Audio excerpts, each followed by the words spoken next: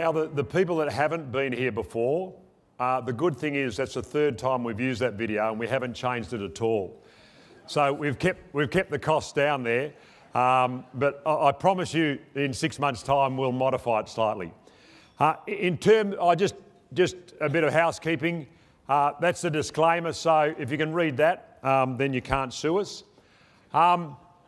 So where are we in terms of the market? You know, that's a chart of the US bull market. And the interesting thing is, when I woke up this morning, listening to the TV just a little after 4, I must have been excited about coming here today. They were talking about, with the Dow, I think 36% of the S&P, not the Dow stocks, the S&P stocks are already in bear market territory. You know that we have been, I've probably been bearish or nervous for a period of time. And I suppose what concerns me now is that we have seen the top of the bull market. The good thing about bull markets is they tend to go for long periods of time. It's sort of, you're going up in the escalator. The difficult thing about bear markets, it tends to be you're going down the lift. And they tend to be a bit more painful. We've had a period where we've had quantitative easing, record low interest rates, and so valuations have been pushed to very high levels. QE is over, and early October, quantitative tightening started. So, we are in a different phase.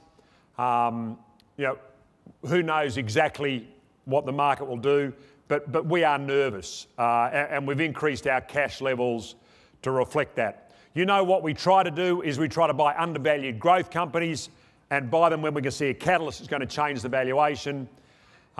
If we can't find them, we'll sit in cash. And depending on the various funds, we've got different various levels of cash, but WAM Capital, our largest, has about a little over 38% cash at the moment, which we've increased over the last month. That's up from 27% the month before. In terms of one of the positives about bear markets is they tend to be quite short. Very painful, but short. And they go for a year and a half.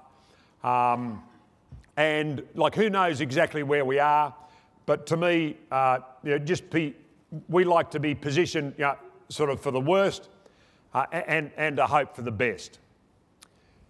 In the last 12 months, we've been doing various things.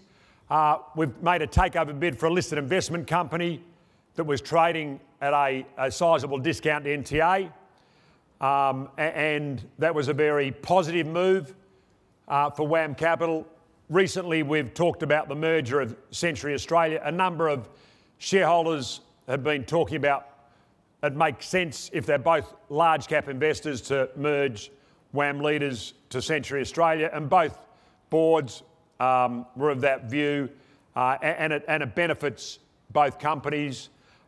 And more recently, we put a proposal in to become the manager of Blue Sky, the alternate access fund. Now, let's see how that plays out. Just on that, and the code is BAF. Is anyone here a shareholder in BAF? Got a few shareholders. So I'd like you to vote against the EGM to put the other manager in.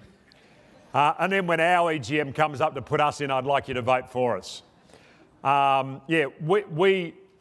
We've put together a really high quality team of alternative asset managers. I would say the best in the country, that assuming we succeed in managing that, then they'll join the group. And I've always been a believer in getting high quality individuals working with you, because then it makes you look good. And see, I stand up here and take all the praise, but it's really the other people you're going to hear from today that do the hard work. I just make the noise and crack a few jokes. And they wheel me out every 6 months. Now, this is, in terms of at Wilson Asset Management, there's three main things we believe in. One main thing we believe in and three ways we deliver it to you. What we believe in is about making a difference. And that is incredibly important to us. I don't need this anymore, do I? And it's making a difference in three ways. It's making a difference in terms of performing, with the risk capital you give us. It's making a difference in terms of giving back to the community, and anyone who's staying later on will hear the future generation presentations, which to me is we've been heavily involved in, and as an organisation we focus on giving back to the community. And the third thing is to make a difference for the people that support us. And I mean, there's been a lot of mud being thrown around. I think it's probably from one side, but in terms of why are we advocating for no change to the franking system or the dividend imputation system. The reason why are we advocating is everyone tends to do what's in their own best interests. The impact on myself personally, I've been fortunate in life. I have people would say is a very good sized superannuation fund, a self-managed super fund, and the impact, I sat down with my accountant about a month ago, the impact on me is zero. Because a degree of my income is not franked as well, so one offsets the other. But from a Wilson Asset Management perspective, we've got 80,000 shareholders. We guesstimate that 60,000 of them will be negatively impacted if Labor bring in the policy to stop the franking credit refund. And you all know we're running a petition, and please, if you haven't signed it, sign it. And also, if you can get your friends to sign it, and send us in any stories, real life stories, because they are the ones that inspire us. To me, what will potentially happen with this change in policy it'll significantly devastate the lives of a group of Australians. Now, there's no reason that has to be done. There could be a lot better way and a fairer way to treat this. And that is why we're making a lot of noise about it, and that's why we're standing up for everyone. And please, if you're around at 2 o'clock, just near the escalators, there is today the inquiry, the House of Reps inquiry into the impact that franking credits refunds will have on people's lives starts in Sydney. Tim Wilson is the chair. He's a Liberal senator. And they are having an open mic. And we're taking anyone who doesn't want to stay around for the WAM Capital AGM, which unfortunately I have to, as I'm chair. But the group of WAM people will be out the front there, and they'd like you all to meet out there at 2 o'clock and walk up to the hearing as a group. And if anyone would like to tell their story, it's an open mic for 3 minutes apiece. I was talking to a couple of people that already will be telling their story up there today, and if not, to listen to various other people's stories. In terms of your little man bag here, or handbag, quite large for that, probably. You've got a few things in here. Some of the positive news is the pen price is still 80 cents. Yeah, it hasn't gone up. You would have thought it would have gone down. And you've got the pen. You've got, if anyone's interested in signing the petition, it's there. And you just put it in the envelopes or give it back to the Wilson asset management people, and it gives you the details to make a submission. But also, probably the more important thing is in there, you've got your own little placard. So can everyone, who hasn't got a bag? Can you put your hand up? Okay, we need a few bags here, down to the left. Now, what I'd like you to do, and to me it is free speech, so you don't have to. But if you think that the change in the franking credit system isn't fair in terms of how it's being done, then I'd like you to all, if you look in your bags, whoever's got them, and find your little placard. Colonel, you're neutral, are you? Doesn't impact on any of your clients? No? Grab your placards. Have we got them all? Thanks. So we want to find all your placards. Has everyone got their placards? Okay. Now I want everyone, can everyone stand up? Bit of exercise this early in the morning. Okay. So we've got a big placard there. Why don't we hand it down to John, hey? We'll get it at the end. Oh, the Colonel with that one. So, okay, I'll come on, Colonel, up you get. I'll come down with you. There we are. So, no, we've got to turn this way. Turn around, Colonel, yeah, turn around. Turn around. There we are. Look up there. There we are. What about a bit of movement up and down? This could be the...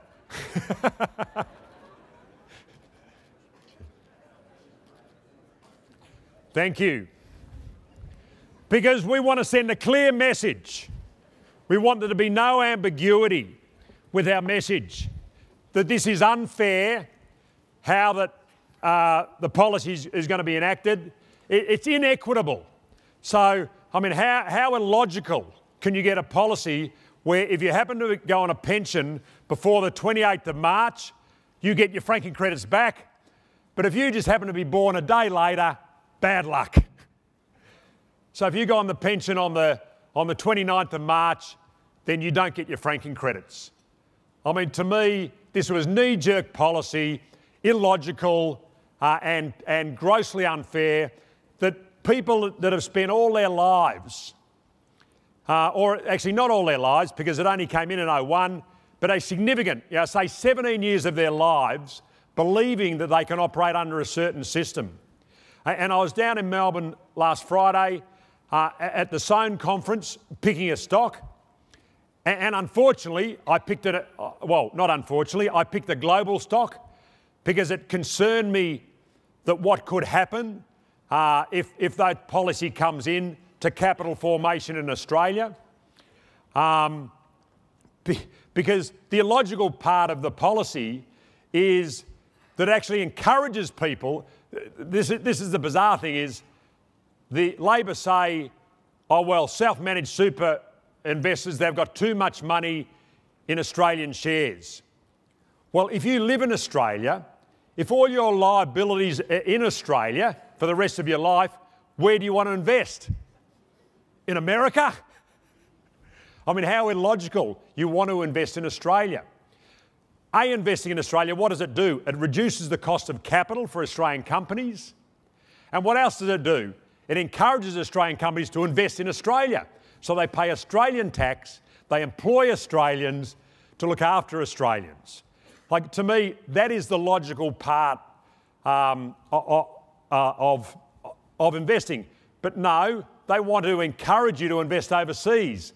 And the tough thing is, when you invest overseas, you are taking an additional risk. And to me, it reminds me of, there's enough grey hair in the room. Do you remember the farmers' loans? The Swiss loans, where interest rates in Australia are 12 and 15%, and you could borrow money in Switzerland at 3%.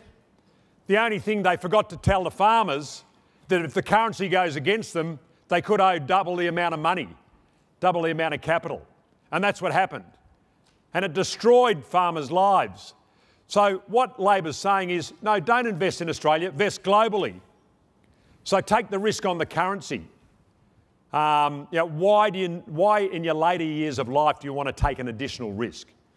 The stories we've had, and we've had 2,000 odd stories sent into us, and they are, I mean, they do make you cry. And the one I talked about at the Sown was a lady who'd worked all her life.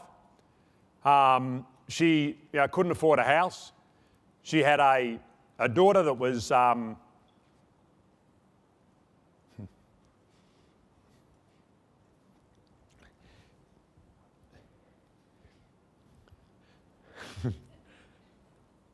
anyway, the daughter was handicapped adult.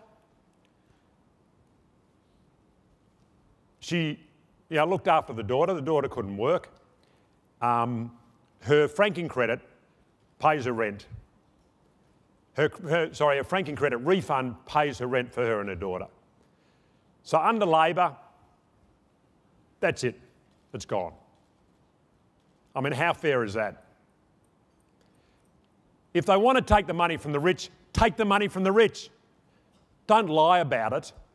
Do what you're going to do. I don't mind paying more tax. I've been very fortunate. The superannuation system, I've always thought this is too good to be true.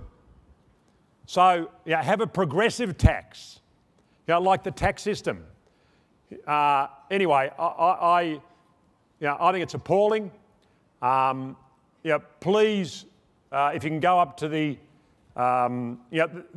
House of Reps presentation this afternoon, go up. Unfortunately, I can't do today, but there's one at DY. They'll be going to all the major cities.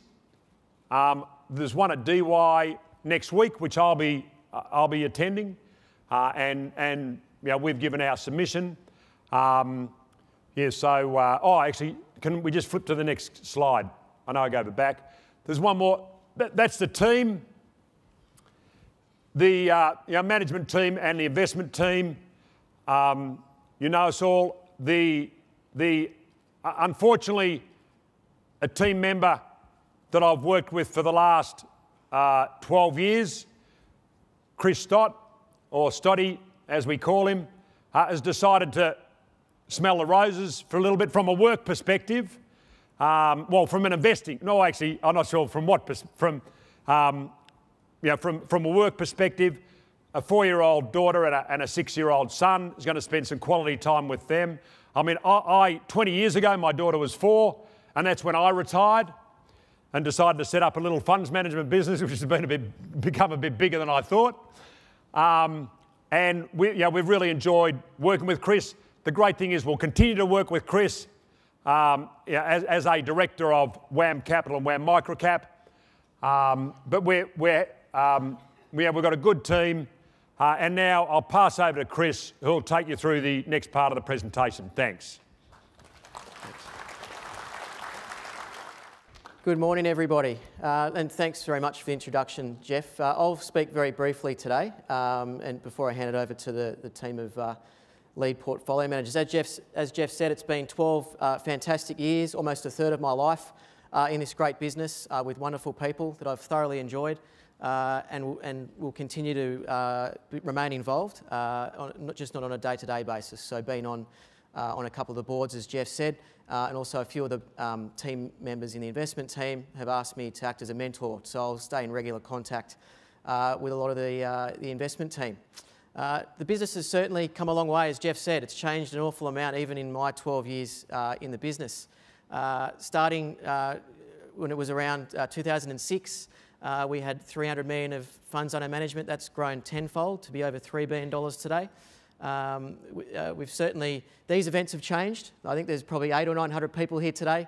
When I first started 12 years ago, we were getting 50 to 100 in Sydney. In fact, one of my favourite investor presentations that we have done was back in 2010 in Adelaide, where we turned up. We'd go to Adelaide every 6 months, like we do with all the other states, the main cities in Australia.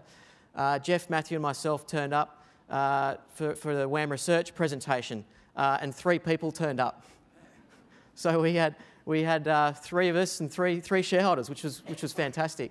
And today, I think next week in Adelaide, we're expecting over 400 or 500 people. So it just shows you how quickly things change and how much things have grown. In terms of the last 12 years, we've had a fantastic period. I've been privileged enough to manage your money for WAM Capital, WAM Research, WAM Active and WAM Microcap. I think our performance has certainly stacks up quite well. The business has never been in better shape. Performance is strong. We've got share prices trading generally at premiums to NTA. And also we've got a very high quality, high calibre investment team, which I believe will continue to produce superior returns to shareholders over the next decade or 2 to come. So very, very confident and have a lot of faith in the investment team. And you'll hear from a few of those members very, very shortly in the presentation. So what's the plan for me? I've got no plans. I'm going to have a good break, spend some time with my family and my 2 beautiful kids who Jeff talked about earlier, which I'm very, very excited about. I'm a keen golfer, so if anyone wants to have a round of golf, let us know. But I'll be having a good break and having a good think about what's next. But certainly, just before I finish up, firstly, I'd like to personally thank Jeff. Jeff, you've been a tremendous support for me over a long time period, and I've just been incredibly lucky to work with you. And I can't thank you enough for the opportunities that you've given me. So on a personal note, thank you. And finally, to you as shareholders, I can't thank you enough. We're only here, as Jeff said, because of you. We're privileged enough to be managing money on behalf of 80,000 shareholders. And that is a very humbling experience. And so from the bottom of my heart, thank you very much to everybody. And I look forward to continuing to following WAM's progress, albeit from the outside as a board member. So I'll now pass it over, leave it there, and hand it over to Lead Portfolio Manager of WAM Global, Katrina Burns, to take you through the next part of the presentation. Thanks very much. I think the Fed is making a mistake. They're so tight. I think the Fed has gone crazy. So you could say that, well, that's a lot of safety, actually, and it is a lot of safety, and it gives you a lot of margin. But I think the Fed has gone crazy. Okay, I'll see you in a little while. No, I think it's good. Actually, it's a correction that we've been waiting for a long time. But I really disagree with what the Fed is doing. Okay? Donald Trump. Now, I'm sure all of you have opinions on Donald Trump, potentially also on his hair and fake tan. But the reality is that what Trump says, tweets, and does in policy actions really does move markets. If we take a look back at the last 6 months and the key things that are moving equity markets, it really has been conjecture over what the Federal Reserve would do going forward, what Trump's next move would be, and trade wars. If I run you through what's going on at the moment in terms of these issues one by one. In the US, clearly the economy is flying. You've seen GDP prints in Q2 of over 4%. You've got strong jobs growth, and you've got unemployment running at 39-year lows at 3.7%. But what's going to happen next is the key question. And really, a key influence on this is going to be what the Federal Reserve does. I was lucky enough to spend time listening to Janet Yellen in September, and the reality is that the Fed is very much on a path of normalising monetary policy. If we take a step back to what happened in the global financial crisis, clearly unprecedented amounts of liquidity were pumped into the financial system to rescue it. And what's happening now, as Jeff pointed out, is that that liquidity is being withdrawn at a rate of $50 billion a month. At the same time, interest rates are going up. And if you look at what's forecast to happen to the end of next year, there may be 5 more rate rises before December next year. Now, what does that mean for equity markets? The reality is that as interest rates go up, obviously the cost of debt that companies pay and the interest they pay goes up. And also, from the perspective of us valuing stocks, the discount rate that you apply goes up, which means that equity market valuations go down. So if we turn to trade wars, now clearly the China-US trade war is really moving markets at the moment. And this isn't a new policy for Trump. I spent time with one of his economic advisors again earlier in the year, and if you look at Peter Navarro, who is one of his key trade advisors, he wrote a book in 2011 named Death by China. They really have a long-held belief that China has been stealing the intellectual property of the United States and their companies, and that the US needs to reassert its place in the world. So this isn't a flyby, a policy that's just come about. This is a long-held belief of Trump and a lot of his key advisors. Now the question is, will his love of the deal, override this key policy, this key belief that intellectual property theft needs to be stopped? Because if his policies, if the trade wars are allowed to continue, we think this will have an enormous effect on global growth going forward. If we run through what should happen going forward, on the 1st of January 2019, tariffs are due to rise from 10% to 25%.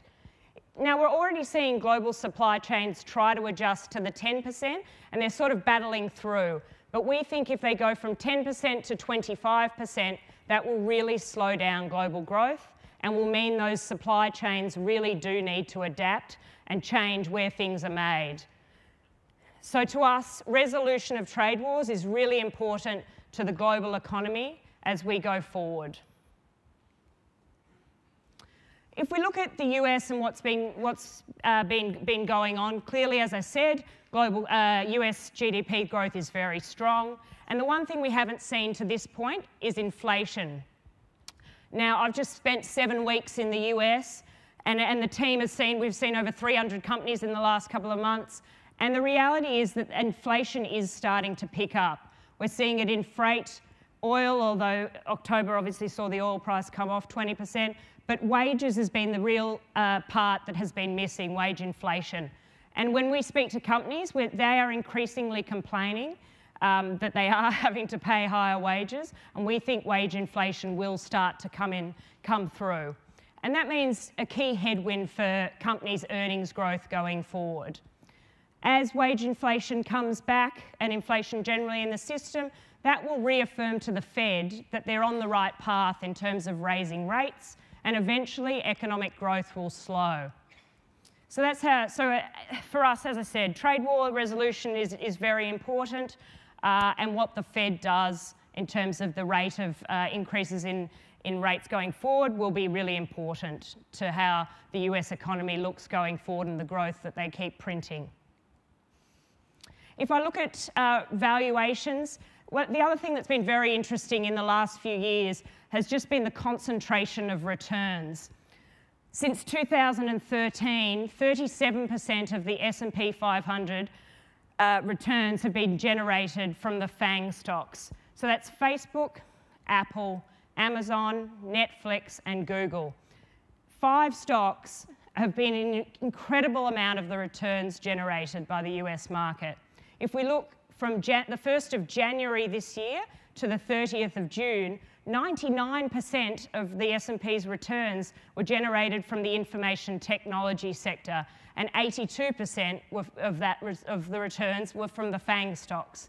Now that's unusual that you get such a high concentration of returns from just a very small number of stocks. And to us, that was not sustainable. And if you look at what's happened since then, the FANG stocks are down over 15% as a group, whereas the MSCI is down only 4%. If we turn now to the UK and Europe, now political uncertainty is the key issue coming out of these two regions. If we look at European global growth, it's progressively been downgraded through this year. We went into the year and everyone was, touting synchronised global growth, and Europe's growth has been progressively revised down. If you look at in Germany, Merkel has said she won't stand she will step down as German Chancellor in 2021, and Macron's popularity is really waning. And these were two key supporters of the European Union. If we turn to Italy, now you've got a populist government in place. They've been trying to pull back from austerity. They've got government debt to GDP running at 140%, and the latest budget they issued does not meet European Union requirements. And the other area is obviously the UK in terms of Brexit. Clearly, negotiations are ongoing. May got it through her cabinet, and then she had various ministers resign. March 2019 is when it's due to commence, and yet they're still trying to work out negotiations. So there's a lot of uncertainty there as well. If I turn to Japan, clearly it's been very easy for a long time to discount Japan. They've had low growth, they've got poor demographics. But we think the key area in terms of investing in Japan is that you want to focus on is companies that have improving corporate governance. And the thing that's changing in Japan is that the domestic market is finally waking up to this and forcing a lot of the companies to improve their governance. And these are the kind of companies that we want to invest in. So that's, if when we're looking at Japan, they're the companies that we try to find where you can see the change there in governance, because those companies, there's a strong correlation between improving corporate governance and shareholder returns. Now, it's easy to paint a pretty negative picture on the world, but the reality is that yes, there is a lot of uncertainty and volatility in markets, but that doesn't mean you can't find investment ideas. And for us, we're trying to really find, unloved global growth stocks.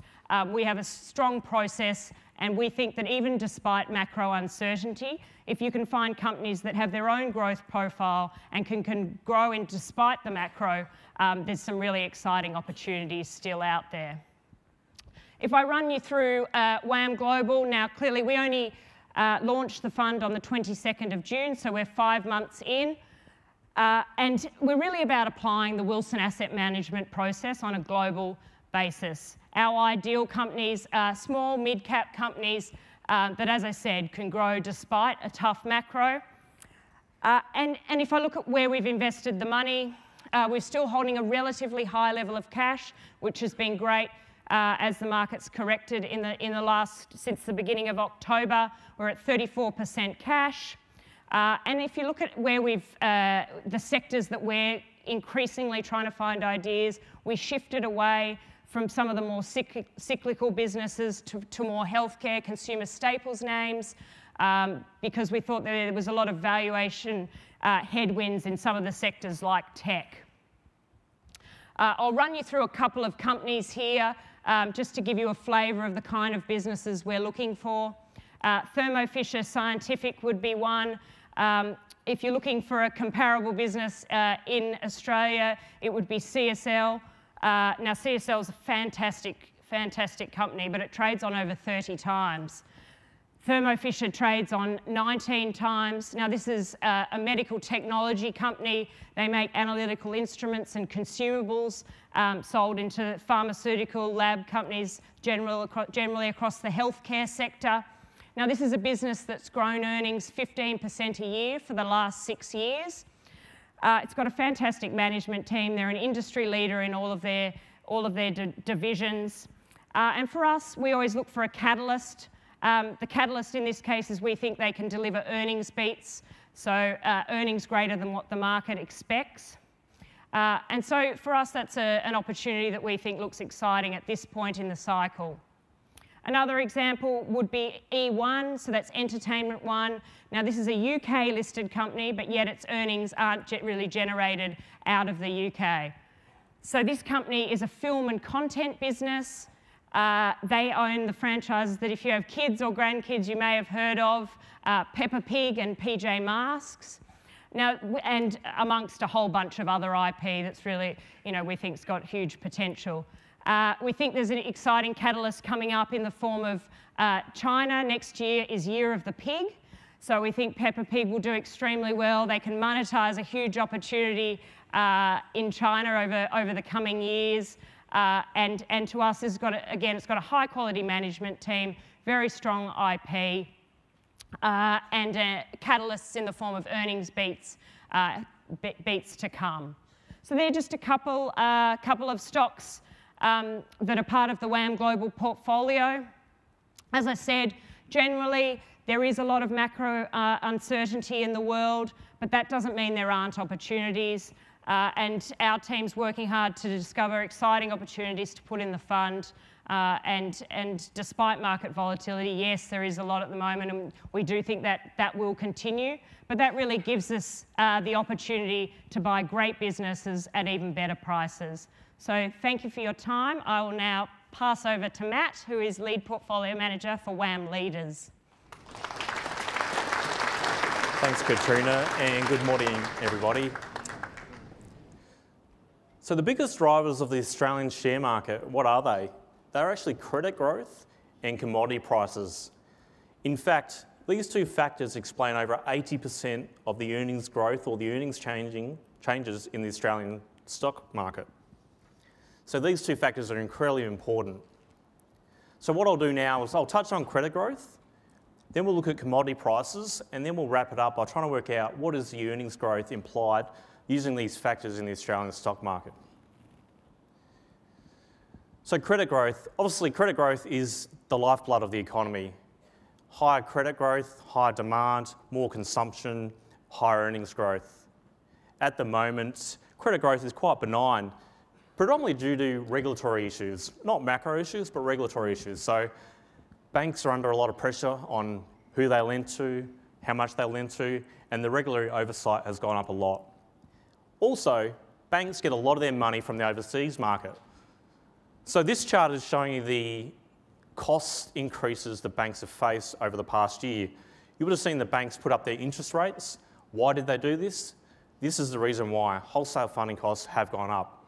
This is a function of the Fed putting up rates, but also some other issues that were at play this year. So you can see here it spiked 2 times throughout the year. This increased the cost for the banks and they passed it on to consumers. And that's the reason why rates went up independently of the RBA. National Australia Bank were the only ones that didn't pass on this cost. They decided to wear this cost. What we'll look at here is banks and where they get their funding from. So the banks rely upon the wholesale funding market differently.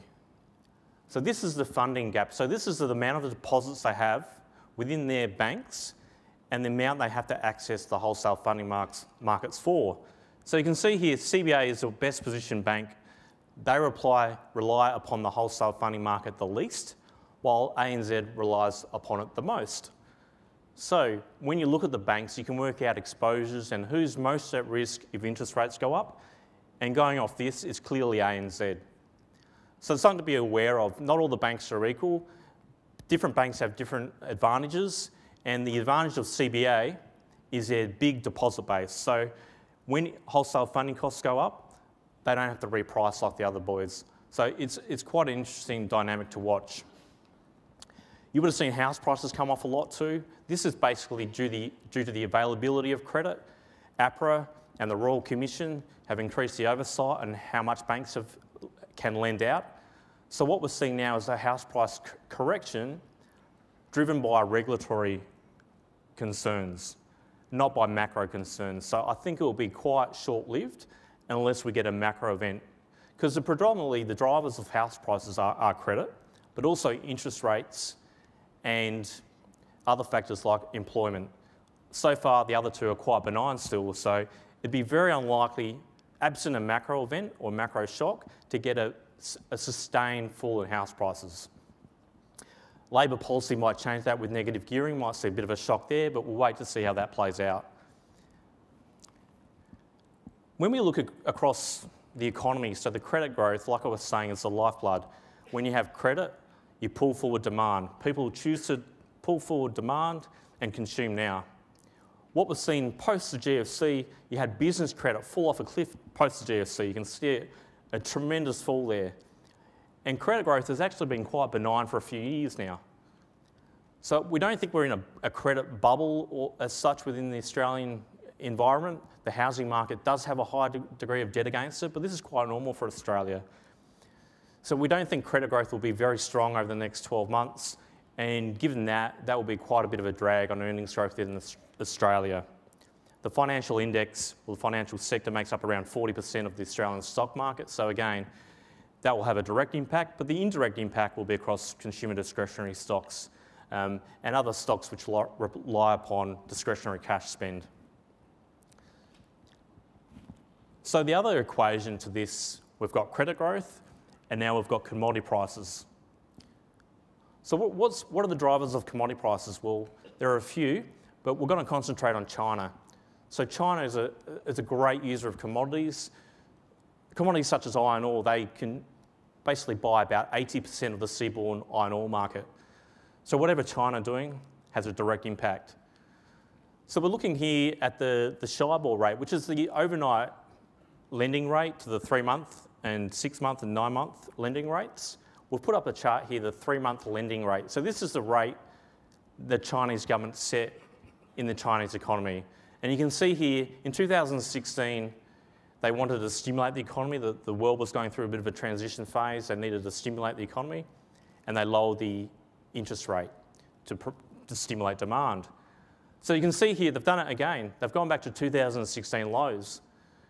So all this trade war impact, they've seen it, they've realised the economy is slowing, and now they're lowering their rates to try and get the economy going again. So far, it hasn't been working. There's a bit of a delay between this policy setting and when it actually hits the economy. We're starting to see small signs of it now. So we think China could actually improve. And if they do get a trade deal done with over the next few months, it'll be tremendously positive for the country because they've already started to stimulate and they'll get an added kicker from the trade relief.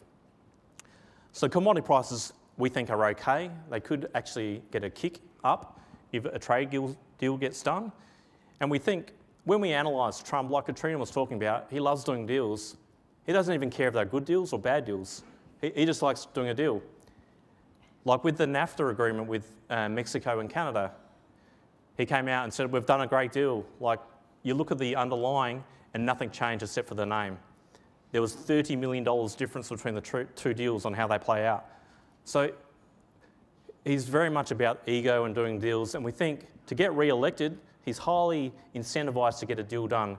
People forget in May of this year, he actually went back to the Senate and said, I've done a trade deal with China. They're going to buy more oil and more soybeans. And he actually got kicked back by the Senate saying, hey, we've got to go after IP, which is what they really want. So trade, he's always willing to do a deal. So we haven't given up hope here. And if we look at the old economy, this index is a proxy for GDP growth. So Premier Lee quite famously said, don't rely upon our GDP figure numbers. They're actually incorrect. He said, what I look at are 3 things. He says electricity usage, the rail freight index, and credit growth. He goes, they give you a better read of the Chinese economy than the actual headline numbers. So this index the usefulness is starting to wane a little bit as the Chinese economy moves away to more a service orientated. But for us, we use this index to look at the underlying economy and the demand for commodities, which is more reflective of this index. So we'll be watching this quite closely. You can see here, post the stimulus, it had a terrific run up in 2016 and it's been steadily declining. So we think as this declines, China, again, will pull the lever they always go back to, which is fixed asset investment, building more things. So when the Chinese economy slows, that's what they always do. We'll build a few more airports, roads, train systems, subways. That's how they get the economy going. And we think if things get too bad, that's what they'll do again. We're hearing whispers already. My colleague John Ayub's up in China as we speak for a week, seeing steel mills and some government officials trying to work out if this is real and if China will come back with a more stimulative policy setting. So hopefully we'll have more answers this week for you. But this index, it's just good to watch to see what's happening in China. It gives you a really good read. So the other thing with commodities, we think commodity prices will hold for the time being, basically because companies aren't spending a lot of money developing new sites or additional volume. A lot of money being spent is replacement tonnage. So this is very good. Normally in a big cycle, you get companies, mining companies, wasting money, doing big acquisitions at the top of the cycle. This time, we've had BHP and Rio both handing back money, South32, Fortescue even doing a buyback. So a lot of these companies are handing back money. They're not spending it acquiring companies. So we think this is quite supportive for the sector and quite supportive for commodity prices. So BHP, they're replacing tonnes, and this is a project out of WA. They're spending about $3.4 billion on it, and it will create about 80 million tonnes of additional capacity in the iron ore market. So again, this cycle is all about replacement, and we're liking the way they're handling their capital management situations at the moment. So this is first blast from BHP.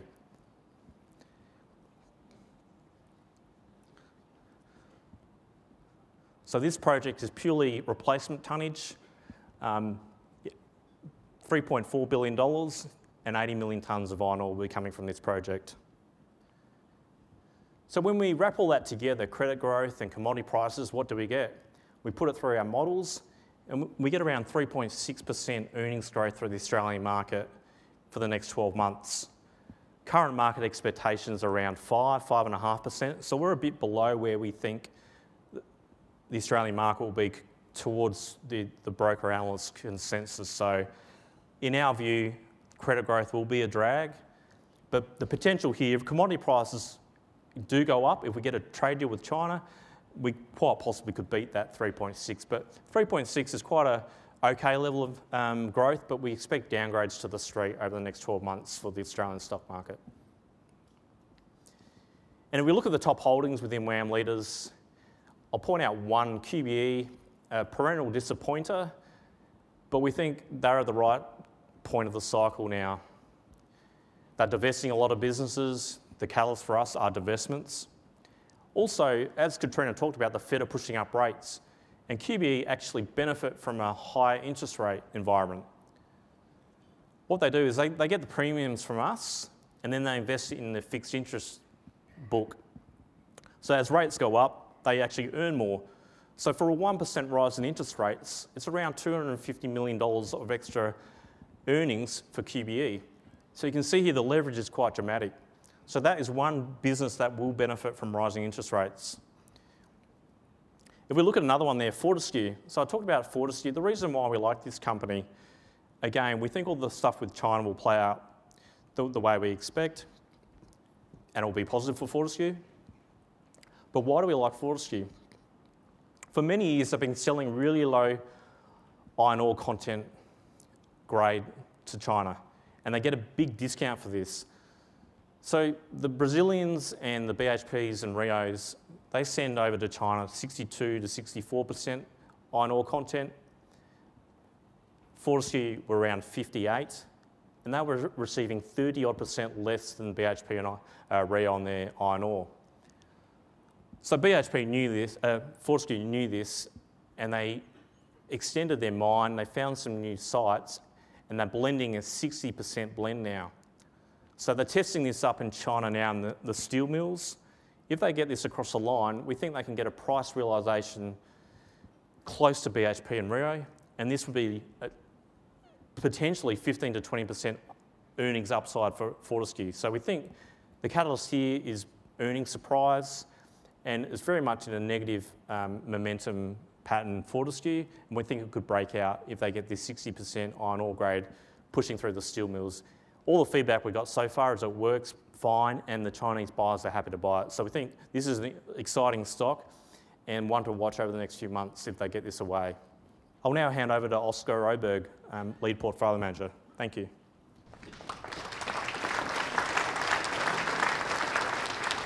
I would say the software companies, they sounded the best in conference season. IT spending is at record levels, and most of these companies don't expect that to roll at all. And that's because it's driven by secular growing themes that we've talked about for forever. Internet of Things and cloud, security software. So those are ones that they're not cheap, and they haven't pulled back enough in my opinion, but those would be the ones I'd put on my radar. Morning everyone. In today's uncertain market, valuations matter. And one sector where we see extreme valuations at the moment is the Australian technology sector. Now, the Australian technology sector largely consists of 4 companies, which we collectively call the WAR Index. Now, WA isn't the sound that my daughter was making at 3 a.m. last night, but WA actually stands for 4 companies listed on the ASX called WiseTech, Afterpay, Altium and Appen. And what we've seen with these 4 companies is extreme share price upside, as these companies have resembled the FANG sector over the United States. And as Katrina said earlier, FANG of course stands for Facebook, Apple, Amazon, Netflix and Google.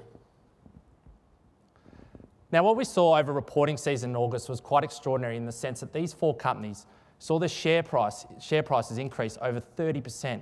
And that was despite a number of these companies actually disappointing expectations. To put that into context, these 4 companies represented 80% of the small industrial index performance for the month of August.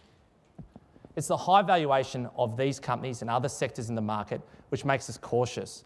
And it's the reason why the small industrials index is now trading at a peak that is 13% higher than the prior peak in 2007.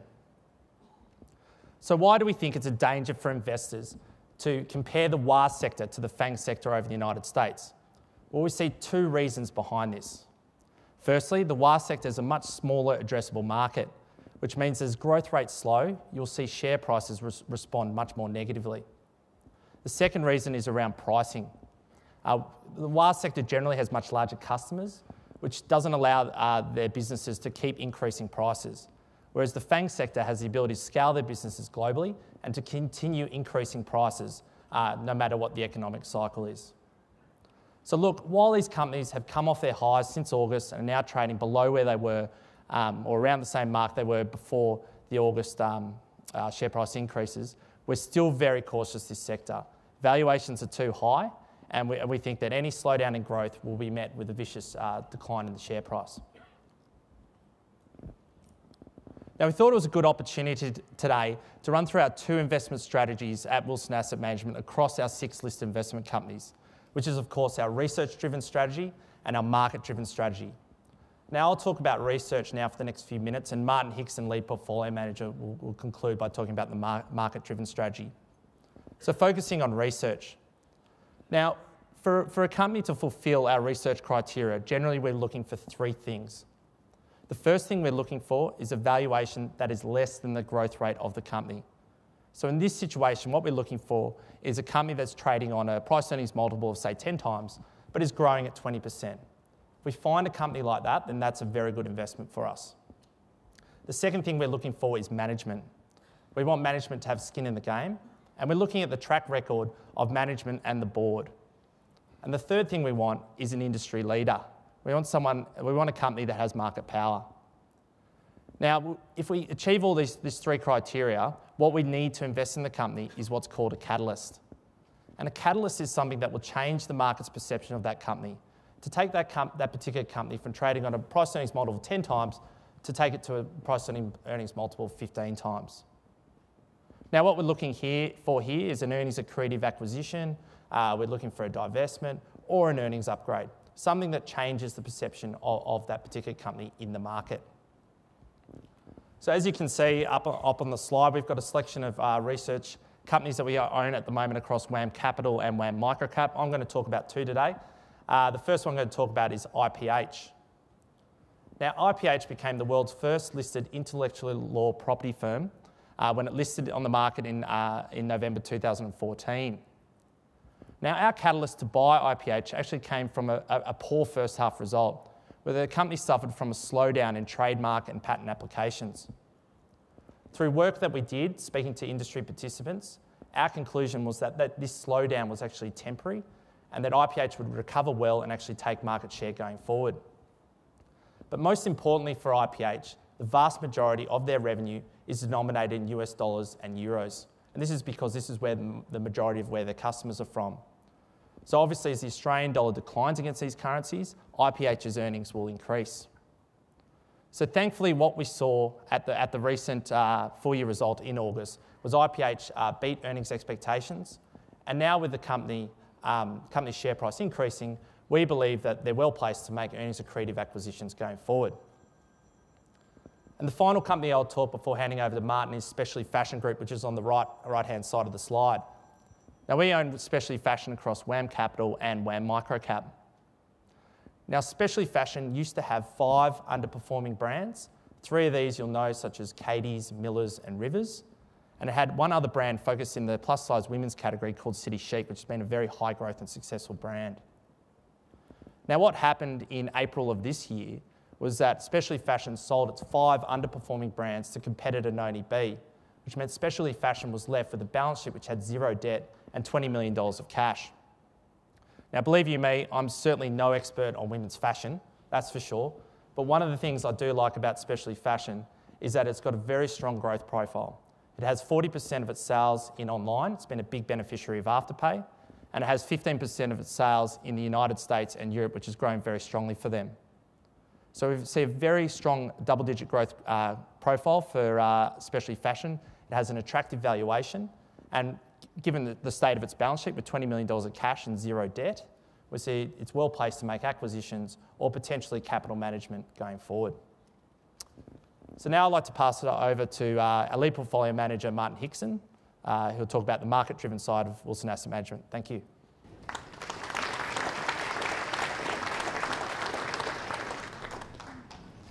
Thank you, Oscar, and good morning, everybody.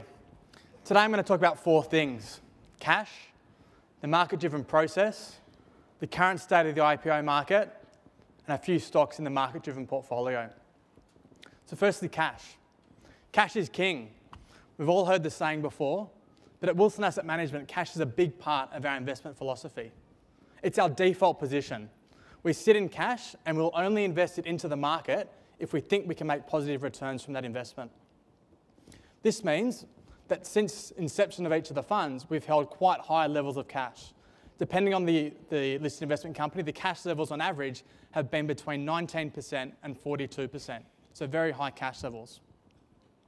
This means that if we go into a bear market and the market falls, we will have cash to deploy when stocks are trading on very cheap valuations, which is what occurred back in 2008 during the GFC. Secondly, the market-driven process. There's actually a number of different strategies that make up the market-driven process that we utilise depending on market conditions. One strategy is buying businesses or companies that are trading at a discount to net tangible assets, and this includes other listed investment companies. When I started at WAM back in 2010, the market-driven portfolio was positioned towards discount to asset plays. At the time, the property trust sector was trading at very large discounts to NTA. They were trading at 50% discounts, and we bought a number of REITs or property trusts at that point in time. Roll forward to today, over the last few years, the property sector or the REIT sector has been trading at premiums to NTAs. So it's a strategy that we haven't utilised as much recently. Another market-driven strategy is trading around events. So trading around reporting season, trading around AGMs, investor days, quarterlies, any short-term catalyst where we think there could be a re-rating in a company's share price. We also participate in takeover arbitrages. This is when we're buying into a company after a takeover bid has been announced, and we're generating a better annualised return than what we'd get on our cash in the bank. We also participate in short selling. This is when we borrow stock and sell it in the anticipation that the share price will fall, and so we can buy back those shares cheaper. It's not a big part of what we do. In my 9 years at WAM, the maximum short position across a number of stocks has been 5 or 6%, so not a big part. We also participate in IPOs and placements, where we believe that we can make a stag profit. However, more recently, given the volatility in equity markets, participating in IPOs has been a tough place to make money. We've seen a number of IPOs that have been pulled, including Catch Group, which runs the Catch of the Day website. It was an IPO candidate which was doing the rounds a couple of weeks ago. That IPO has been put on hold till next year, given the weak market conditions at the moment. Viva Leisure, a gyms business that's primarily based in Canberra. Another IPO candidate, their listing was also cancelled. PEXA, a $2 billion property exchange, which was due to be listed 2 or 3 weeks ago. That IPO was pulled, ended up going down the trade sale route. And National Dental Care, a dentistry business, that IPO is also cancelled due to a lack of investor interest. Two companies that have made it to the ASX boards have been Coronado Coal, whose share price was down 10% on the first day of listing and is now down over 15% since its IPO, and Microcap Pinch Me, which was down 22% on the first day of trading and is now down 48% since listing. So IPOs is not an area of the market where we've been focusing in the last couple of months due to the fact that it's been tough to make returns in that segment. This next slide has 20 of our current holdings in the market-driven portfolio. So these are stocks that we hold across WAM Capital, WAM Microcap, and WAM Active. I might talk to Collins Foods. Collins Foods are a large franchisee business. Primarily, they run KFC restaurants. They've got over 200 KFC restaurants in Australia, the Netherlands, and Germany. KFC, it's a business that's close to my heart. It was my first job when I was 15 years old, working at high school. I worked there for 6 months and quickly determined it wasn't a career path I wanted to be part of in the long term. The catalyst or the reason why we invested in Collins Foods was their Investor Day, which they held in early October. We thought that at that Investor Day, they would be able to talk to the potential rollout of Taco Bell restaurants. At the time, they had one Taco Bell business that was operating in Queensland. We thought that they could communicate to the market about rolling out Taco Bells across Australia. That's what ended up happening, that the company spoke to the fact that they could roll out 50 new Taco Bells across Australia, and that's led to a significant re-rating in the share price of Collins Foods. Another stock I'll talk to is Capilano Honey, which we've held in our microcap fund. It's an example of a takeover arbitrage. We bought shares in Capilano Honey after the private equity bid had been announced. We were getting a 6% annualised return versus the 2.5% that we get on our cash in the bank. And we also believe that given the strategic nature of those assets which Capilano owned, which is the largest honey business in Australia, we thought that there was a potential for a counter bidder. What ended up happening is Bega built up a 13 or 14% stake in Capilano, and that led to the private equity firm that was making the takeover increase their bid from $20.06 to $21. So we ended up making a 20% annualised return from our position in Capilano Honey. I'll now pass over to Kate Thorley, our CEO, to conclude.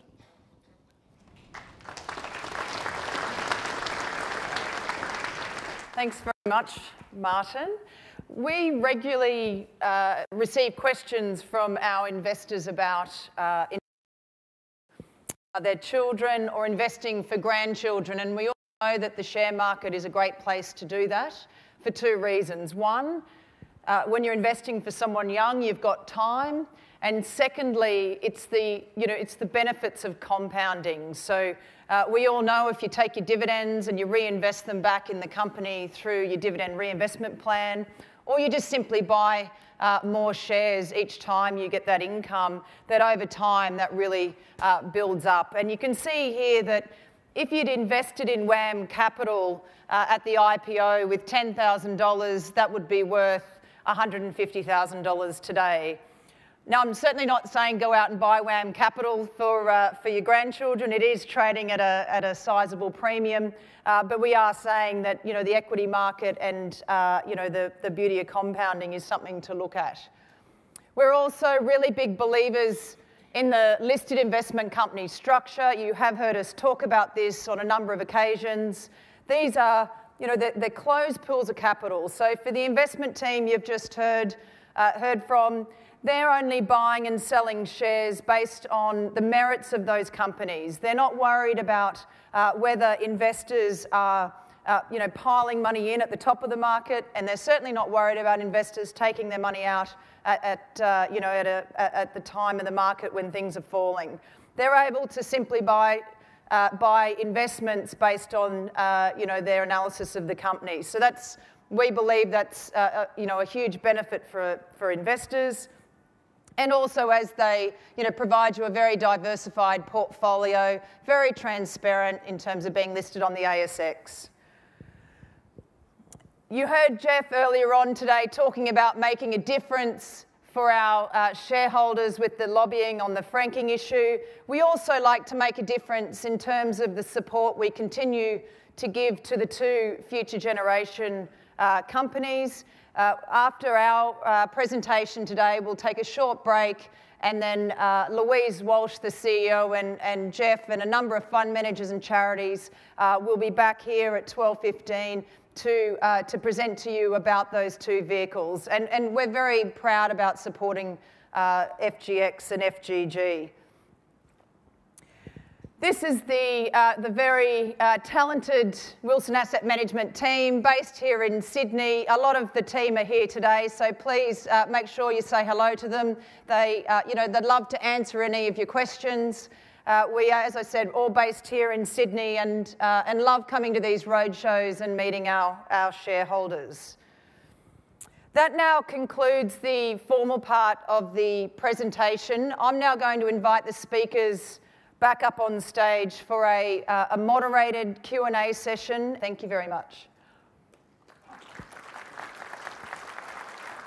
I was just asking Kate how long she'd been at Wilson Asset Management, because time flies while you're having fun. And I remember, I was just thinking before how well you were doing presenting. I remember when it could have been Matthew and I jokingly, we were saying, hey, Kate, we're going to make you speak one day at the presentation. And said, no, I'm never going to speak in front of people. I get so scared.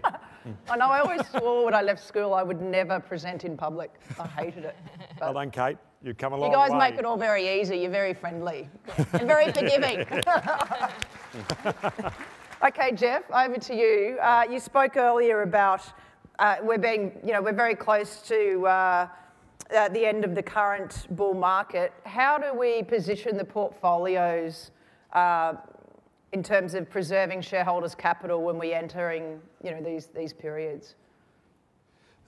In terms of how we invest, we'll only buy a stock if we believe we'll make money. So that is the way we invest. So every company in the portfolio, we believe that the share price will be higher at some point in time. If we don't, then it's not in the portfolio. And how we're different to a lot of fund managers. So a lot of fund managers will be sort of always invested in the market. They'll be sort of 95 to 100% invested in the market, where we can dial our cash levels up. And WAM Capital last night was at 38.24% or 25%. Cash, micro was around the same. Leaders, and Matt can talk to that, has had a lot less cash. You've got to remember, if Matt wanted to turn Leaders into cash today, he could be 100% cash, where it would take us a lot longer to sell our positions. So we tend to be a little bit earlier on that. In terms of the market, I was talking before about where are we in this bull market, and we try to, as I mentioned earlier, hope for the plan for the worst and hope for the best. And there are various. We could see another move up in the market. My feeling is, because now we've gone from quantitative easing, so that 30 years of dropping interest rates, which allowed asset inflation, is over. Now we're quantitative tightening, so that will have an impact. And it's really up to us to find the opportunities, and in any type of market, try to make money. There's no doubt with a market that's falling, it's very hard not to lose some money, and particularly when WAM Capital, say, is the largest one, skews to mids and smalls. There's tends to be higher volatility down there. I suppose what you've got to remember is one of the great things about the equity market is when you invest in the equity market, you're actually taking equity market risk. So therefore, you want a reward that is better than cash in the bank. And if you can take a medium-term view, then you do get that reward. And the real question for us is, if we do, say if we are going into a bear market, then the question for us is how quickly can we make that money back? And during the GFC, it took us a little over 2.5 years to make back the money that we lost during the GFC. It actually took the market, I think, close to 7 years if you added dividends to get back there. So, as an investor, the perverse thing is we like markets to be lower because, in theory, everything's on sale. During the GFC, you could buy companies that are trading at discounts to cash, trading at big discounts to NTA. What we also do know is it'll be different this time, as it's different every time.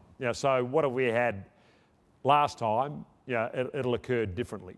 How will that occur? Unfortunately, my crystal ball doesn't tell me that. Very good. Does that sort of answer the question? I hope so. I don't know.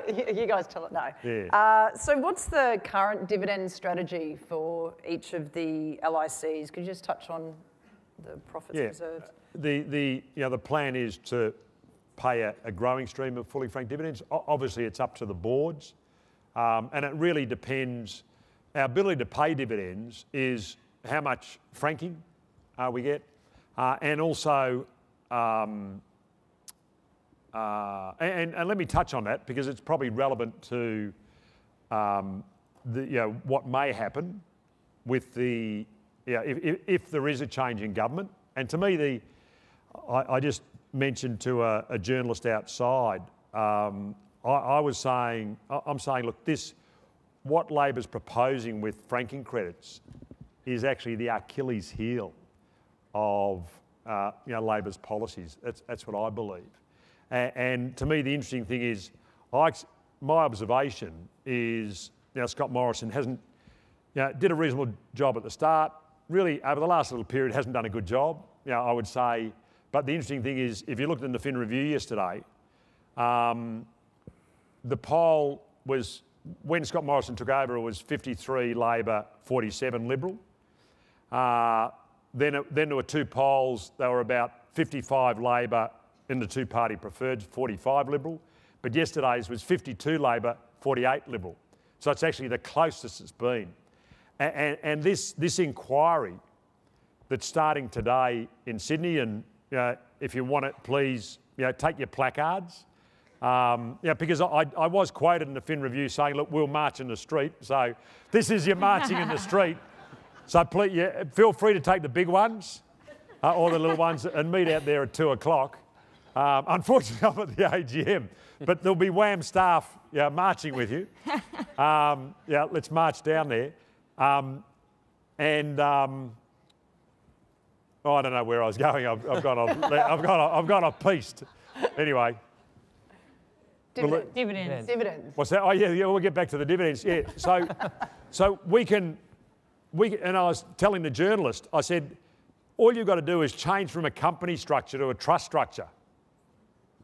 And that goes. So in the various entities we manage, all it takes is an EGM to change the structure from a company structure to a trust structure. And in terms of how we get our dividends, say with WAM Capital, about a third of our dividends are dividends we get from companies we invest in. The other 2/3 is tax we pay. And if we're in a trust structure, we wouldn't pay that tax. So the actual dividend we could pay out would be higher, but it wouldn't be fully franked. And so it actually, the Labor thinking that that they will raise that $5 billion is actually a mirage, because it's similar to the mining tax. Remember, they watered down the mining tax, but even when they came in with the mining tax, Matt, do you remember what the figure they were saying they're going to raise? Was it $1 billion? I thought it was 4 to 5.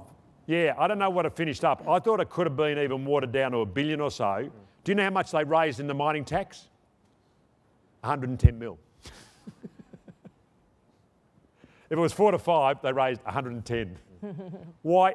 I mean, do they think we're all stupid? Don't they think we're all going to change our behaviour?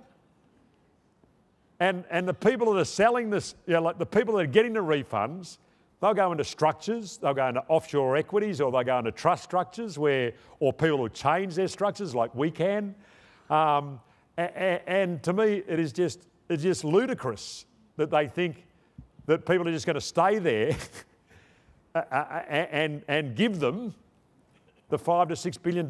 And everyone who sells that share, that has that benefited from the franking credit, they will sell it to someone who may be on a higher tax rate that will utilise the franking credit. So it's a zero-sum game.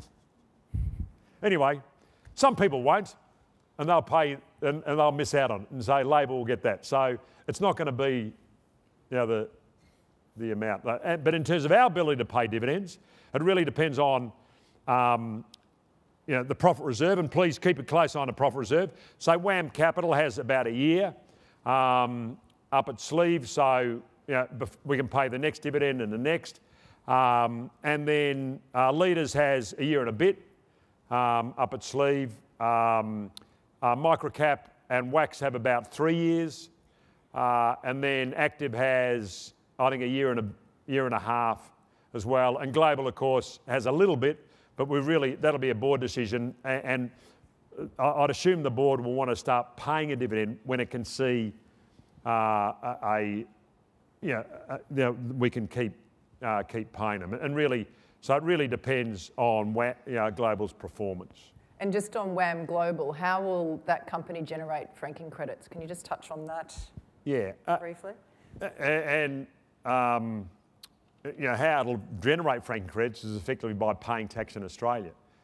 So if Labor get in, but once they get in, the Senate has to pass it.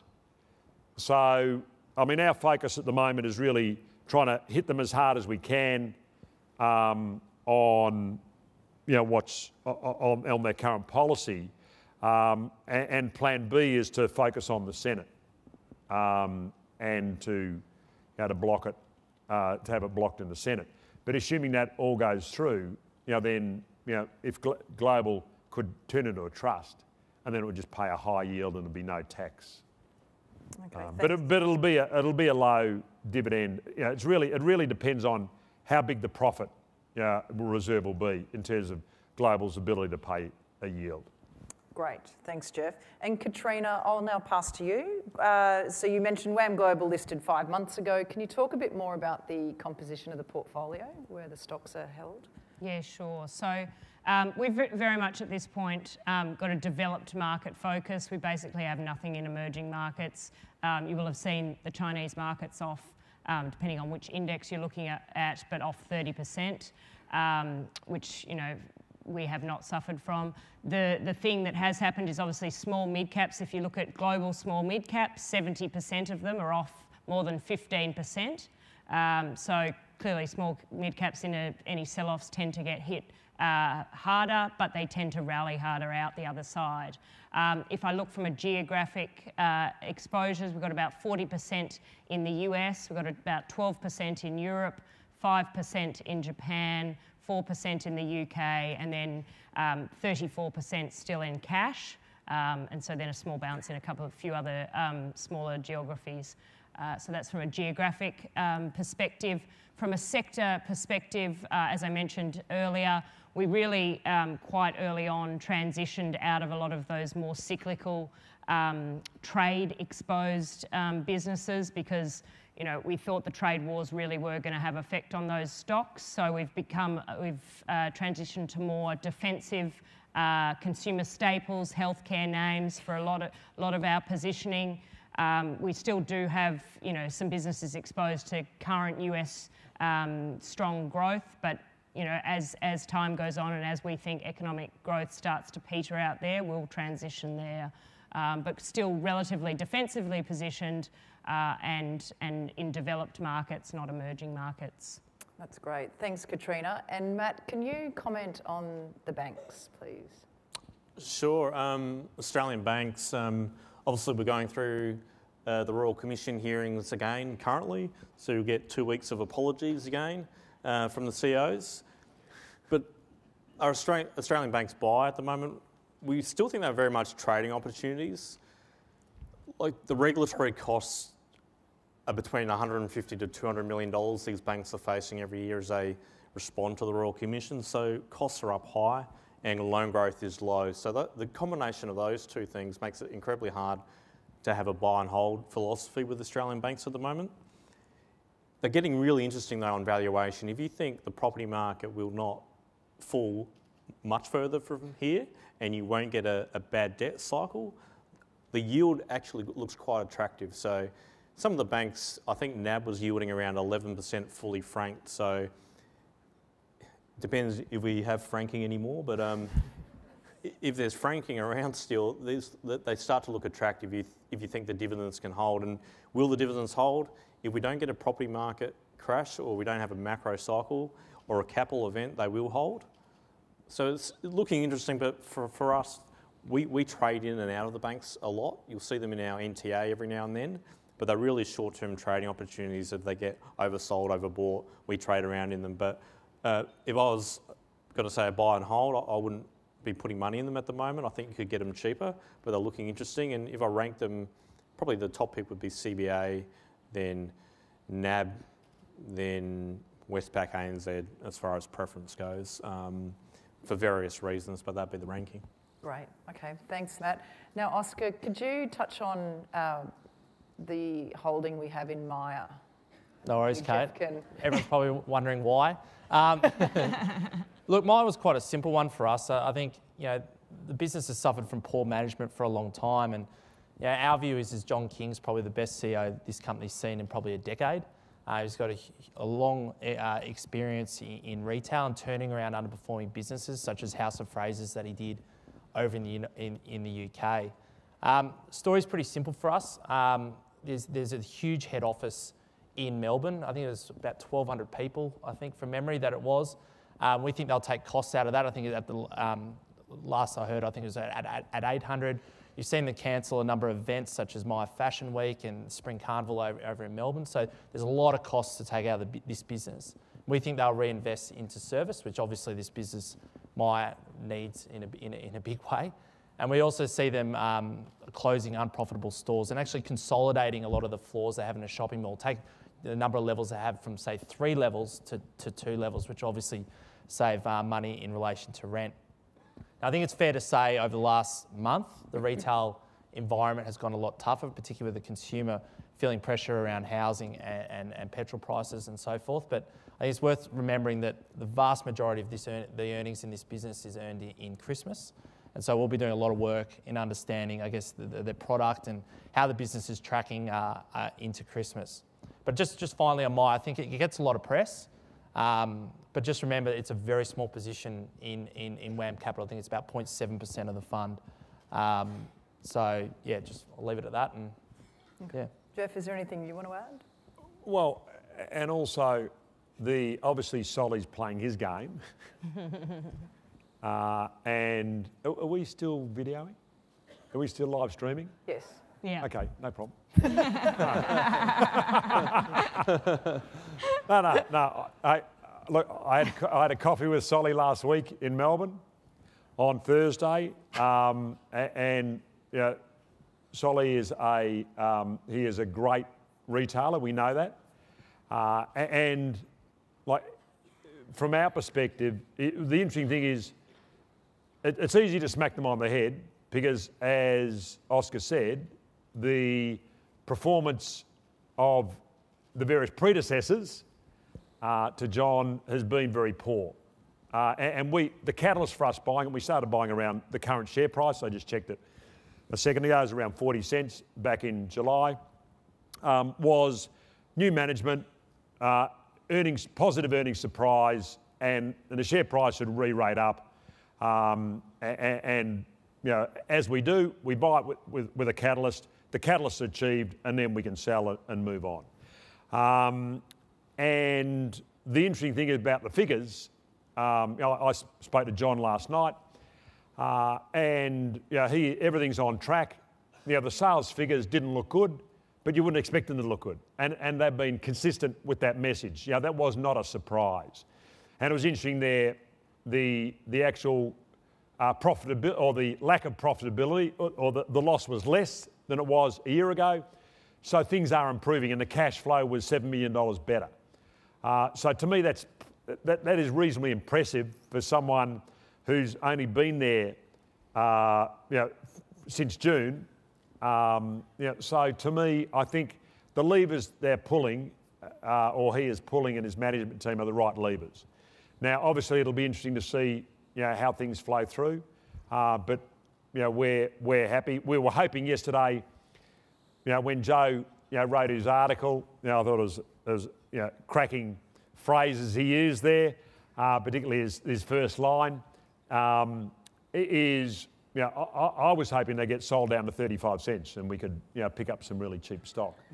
But unfortunately they didn't. So to me, the thesis is still there. And as Oscar said, if it doubles, it'll have a very small impact on the portfolio. If John can't deliver and it doesn't deliver, then we'll move on. That's great. Okay, thanks very much.